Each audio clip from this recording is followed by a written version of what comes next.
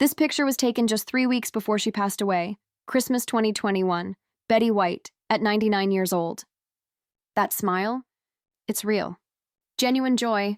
Now look at this one, 1985, the premiere of The Golden Girls. She's 63 here. Hollywood had already written her off.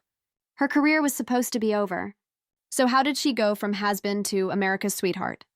The answer is simple. Pure, stubborn defiance. Betty White started in radio back in 1939, then transitioned to the earliest days of television in 1949. Not long after, she got her own show, Life with Elizabeth. She wasn't just the star. She wrote it, produced it, and ran the whole thing in 1952. One of the first women in Hollywood to ever have that kind of control.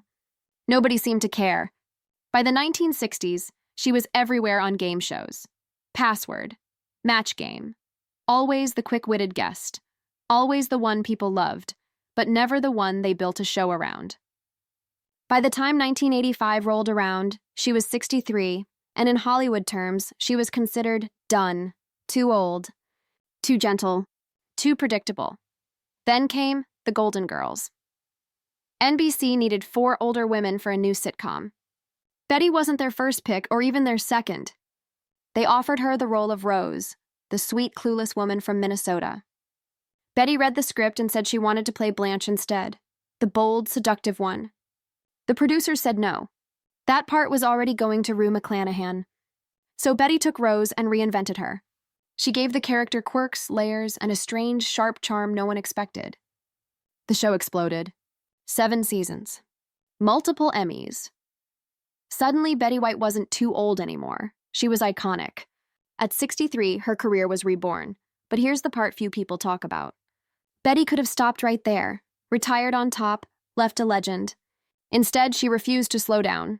When The Golden Girls ended in 1992, she jumped straight into another series, The Golden Palace. It flopped. Then Bob flopped again. Ladies' Man, another failure. Through her 70s, it seemed like every show she touched went nowhere. But she never quit. She kept saying yes to every role, every guest spot, Ally McBeal, The Practice, Boston Legal. She just kept working, always moving forward. Now look at this picture, 2009, Betty's 87. She's on the set of a low-budget Lifetime movie almost no one's watching. Her career once again seems forgotten. Then something unexpected happens. A Facebook campaign starts, Betty White to host SNL. It goes viral. NBC scrambles to make it happen. May 2010, 88-year-old Betty White hosts Saturday Night Live, and she absolutely crushes it. Highest ratings in years, standing ovations, Emmy win. Overnight, she's cool again, the internet's beloved grandmother. Suddenly, Hollywood remembers her, again. Hot in Cleveland premieres. 7 successful seasons. She's 88, launching a brand new sitcom while others her age are long retired. She keeps going until she's 95. Movies, commercials, voice acting, game shows, anything and everything. She says yes to it all. At an age when most actors fade away, Betty White was still booked solid. But here's the truth beneath all that energy. Betty White worked out of heartbreak, out of spite. Her husband, Alan Ludden, the charming game show host she adored, died in 1981. Cancer. She never remarried. Never even dated. When someone once asked if she'd ever consider marrying again, she said, "No. When I close my eyes at night, I see Alan. No one else gets in." So she stayed alone for 40 years. And she worked. Every single day. Because working meant she didn't have to sit still. Didn't have to feel the ache of missing him. On December 31st, 2021, Betty White passed away at home of natural causes, just 17 days before her 100th birthday. The tributes came from everywhere. Presidents, celebrities, millions of fans. Everyone celebrated her warmth, her wit, her incredible career. But few understood the deeper truth. Betty White spent 70 years working nonstop, 7 full decades, because stopping meant facing the silence. Work was her escape. Fame was her comfort. America's grandma was, in many ways, running from the loneliness that grief left behind.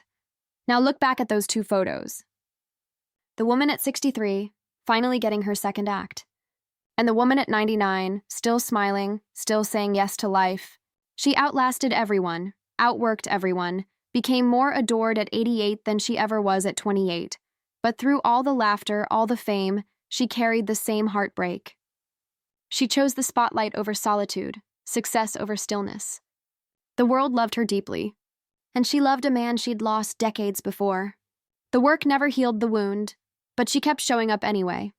That's the real story of Betty White, the legend who never stopped.